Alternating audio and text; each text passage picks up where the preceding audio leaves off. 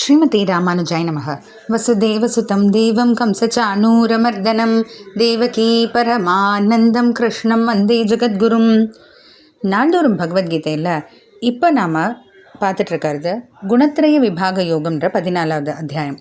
இந்த அத்தியாயத்தினுடைய பேருக்கு ஏற்றா போலேயே இந்த அத்தியாயம் முழுக்க பகவான் முக்குணங்களாகிய சத்வம் ரஜஸ் தமஸ் பற்றி தான் சொல்லிகிட்டே வராரு. ஏன்னா என்னதான் ஆத்மா தான் செய்பவர் அப்படின்னாலும் அந்த செய்பவருக்கு பின்னாடி தூண்டுதலாக இருக்கக்கூடியது முக்கியமான இந்த 3 முக்குணங்கள் தான். அதனால் அது எப்படி நம்மளை பாதிக்குதுன்னு தெரிஞ்சால் தானே நம்ம அதுக்கேற்ற மாதிரி நம்ம இருந்துக்க முடியும். அதனால தான் பகவான் ஒரு அத்தியாயத்தையே இந்த முக்குணங்களுக்குன்னு சொல்லியிருக்காரு. இப்போது 19வது ஸ்லோகத்தில் ஒரு சத்வகுணம் நல்லா வளர்ந்துருப்பவர் எப்படி உண்மையாக பார்க்குறார், அவரால் மட்டும்தான் உண்மையாக பார்க்க முடியுது அப்படின்றது பகவான் விளக்கமாக சொல்ல போகிறாரு. நான்யம் குணேபிய கர்த்தாரம் யதா த்ரஷ்டானுபஷ்யதி குணேபியஷ்ச பரம் வேத்தி மத்பாவம் சோதிகச்சதி. திரஷ்டானா சத்வகுண நிஷ்டன், அதாவது சத்வகுணம் நல்லா வளர்ந்திருக்கக்கூடிய ஒருத்தர் குணேபிய அந்யம், ஒரு ஜீவாத்மாவை குணங்களை காட்டிலும் வேறுபட்டதா ந பஷ்யதி, பார்க்கறதில்ல. அதாவது இருக்கக்கூடிய ஜீவாத்மா தான் செய்பவராக பார்க்கறதில்ல. ஏன்னா அந்த ஆத்மாவுக்கு பின்னாடி முக்குணங்கள் செயல்படுறதுனால.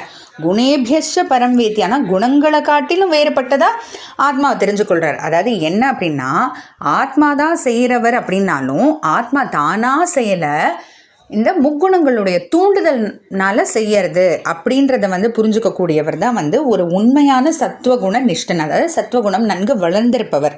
அதாவது குணங்களோடைய வேறுபட்டதாக பார்க்கறதில்ல அப்படின்னா என்ன அர்த்தம் அப்படின்னா, அதாவது ஆத்மா நேரடியாக காரணமாக இருக்க முடியாது, ஏன்னா அந்த முக்குணங்கள் தான் தூண்டுகின்றன அப்படின்ற அந்த புரிதல் இருக்குது அப்படின்றதுனால. அதே போல் குணங்களை காட்டிலும் வேறுபட்டதாக பார்க்குறது அப்படின்ற இடத்துல என்னென்னா ஆத்மா தான் செய்பவர்.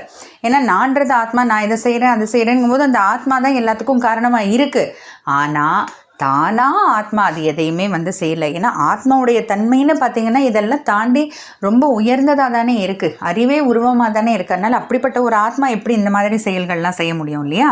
அதனால் ஆத்மா நேரடியாக செய்யலை, அந்த முக்குணங்களுடைய தூண்டுதல்னால செய்கிறது அப்படின்றத புரிஞ்சுக்கக்கூடியவர் தான் சத்வகுணனிஷ்டர். அப்படியே ஒருத்தர் என்ன ஆகுது அவருக்கு அப்படின்னா, சக மத்பாவம் அதிகச்சதி, அப்படிப்பட்ட ஒருத்தர் என்னுடைய பாவத்தில் என்னுடைய பாவத்தை, அதாவது பகவானுடைய தன்மையை விரைவில் அடையிறார் அப்படின்னா அதுக்காக பகவானாகவே மாறிடுறார் அப்படின்னு அர்த்தம் இல்லை. பகவானுடைய தன்மைகள், பல தன்மைகள் இதுக்கு முன்னாடியே பார்த்துருக்கோம் இல்லையா?